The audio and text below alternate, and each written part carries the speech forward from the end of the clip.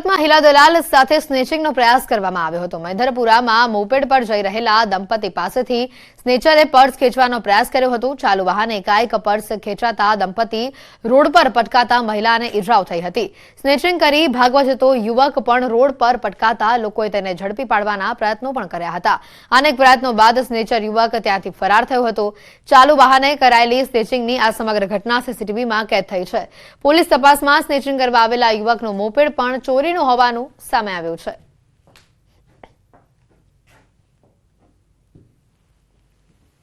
હું પણ બાઇક લઈને જતો હતો તો એણે પાછળથી મારા મિસિસને પાછળથી જેણે પાકેટ પકડી અને બરાબર એણે ખેંચ્યું એટલે એ પછી પડી ગયો એટલે એને ગંભીર ઈજા થઈ છે।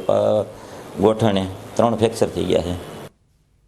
ફરિયાદના આધારે જે રજિસ્ટ્રેશન નંબર છે એની ખરાઈ કરતાં આ રજિસ્ટ્રેશન નંબર ખોટો હોવાનું સાબિત થયેલું હતું અને એ આધારે જે કલમ એડ થાય છે એ મુજબની કલમનો ઉમેરો કરવામાં આવેલો છે અને આરોપીને શોધી કાઢવા માટે અને આ બાબતે સર્વેલન્સની ટીમ પ્રયત્નશીલ છે।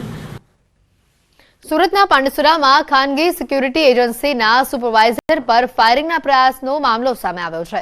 બુકાનીધારીઓએ ઘાતક હથિયારો વડે હુમલો કરી ફાયરિંગ કરવાનો પ્રયાસ કર્યો। ઇકો કારમાં આવેલા 5 જેટલા બુકાનીધારીઓએ જીવલેણ હુમલો કરી ફાયરિંગ કરવાનો પ્રયાસ કર્યો હતો। પોલીસે સમગ્ર મામલે 3 આરોપીઓની ધરપકડ કરી છે, જ્યારે અન્ય ફરાર આરોપીઓની શોધખોળ હાથ ધરવામાં આવી છે। આરોપીઓ ઇજાગ્રસ્ત વચ્ચે ચાલી આવેલી જૂની અદાવતમાં હુમલો કરાયો હોવાનું તપાસમાં સામે આવ્યું છે।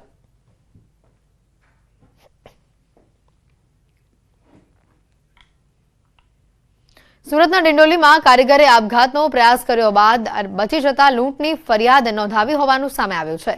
ભેદ ઉકેલાતા પોલીસે ફરિયાદીની ધરપકડ કરી છે। કારીગરે અંગત કારણોસર જાતે ગળું કાપી આપઘાતનો પ્રયાસ કર્યો હતો।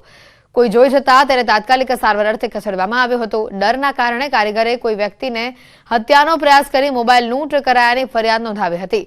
તપાસ કરાતા કારીગરે પોતે જ 2 દિવસ પહેલા ફોન બંધ કર્યાનું સામે આવ્યું હતું। વધુ પૂછપરછ કરાતા પોલીસે ગેરમાર્ગે દોરવા ખોટી ફરિયાદ નોંધાવ્યાનું પણ કારીગરે કબૂલાત કરી છે। હાલ પોલીસે કારીગરની ધરપકડ કરી છે। જે મૂળ વિક્ટિમ છે એના સાથે ખૂબ ડીપલી કાઉન્સેલિંગ કર્યું, એમની સાથે વાતચીત કરી અને છેવટે તેમણે કબૂલ્યું કે આ સમગ્ર ઘટના એક એટેમ્પ્ટ ટુ સુસાઇડનો કેસ હતો, નહીં કે એટેમ્પ્ટ ટુ મર્ડરનો।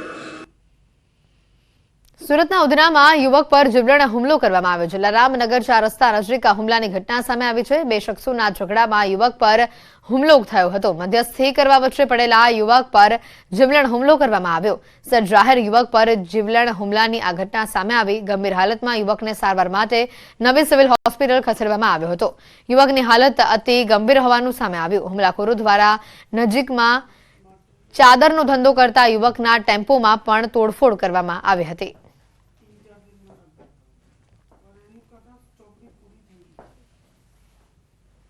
સુરત પોલીસને મોટી સફળતા મળી છે। કરોડોની છેતરપિંડી આચરનારા પોલીસના સકંજામાં આવી ચૂક્યા છે। પોલીસે નેમેશ ઠક્કરની ધરપકડ કરી છે। આરોપીએ કાગળના માલનો જથ્થો મંગાવી અન્ય જગ્યાએ વેચી છેતરપિંડી આચરી હતી। છેલ્લા 1 વર્ષથી આરોપી ફરાર હતો। પોલીસે બાતમીના આધારે વેશ પલટો કરી આરોપીને ઝડપી પાડ્યો। આરોપી અગાઉ કેટલા ગુનાને અંજામ આપી ચૂક્યો છે તે દિશામાં પોલીસે તપાસ હાથ ધરી છે।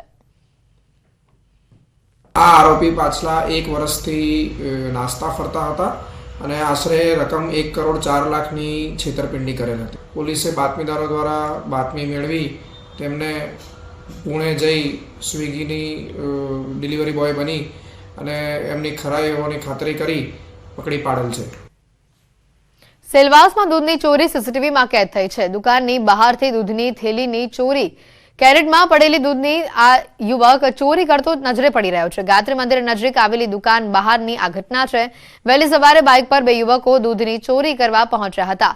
સેલવાસમાં દુકાનની બહારથી દૂધની થેલીઓની ચોરીની ઘટનાઓ વધી રહી છે, જેમાં વધુ એક ઘટના પ્રકાશમાં આવે છે।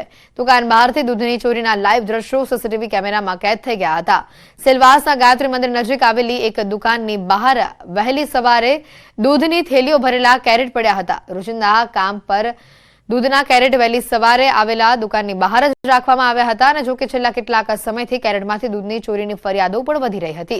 દુકાનની બહાર મૂકેલા કેરેટોમાંથી દૂધની ચોરી અંગે હાલ તપાસ કરાતા સીસીટીવી ફૂટેજ તપાસવામાં આવ્યા અને જેમાં દૂધ ચોરીની સમગ્ર ઘટના કેદ થઈ હોવાનું પણ સામે આવ્યું છે. જે મુજબ વહેલી સવારે બે યુવકો એક બાઇક પર દુકાનની બહાર પહોંચે છે અને ત્યારે એક યુવક બાઇક ચાલુ રાખી અન્ય યુવક બાઇક પર જ બેસી રહે છે અને ત્યારે અન્ય બીજો યુવક દુકાનની બહાર મૂકેલા કેરેટમાંથી દૂધની થેલીઓની ચોરી કરતો આ સીસીટીવીમાં નજરે પડે છે અને ત્યારબાદ થેલીઓ લઈને તે યુવક બાઇક પર બેસી ત્યાંથી ફરાર થાય છે. અગાઉ પણ વાપી અને સિલવાસમાં પણ દુકાનોની બહાર વહેલી સવારે મૂકેલા કેરેટમાંથી થેલીઓની ચોરી થતો હોવાનો બનાવો સામે આવી ચૂક્યા છે. ત્યારે દૂધ ચોરીની વધુ એક આ પુરાવો સામે આવતા વધુ તપાસ આ મુદ્દે કરવામાં આવી રહી છે.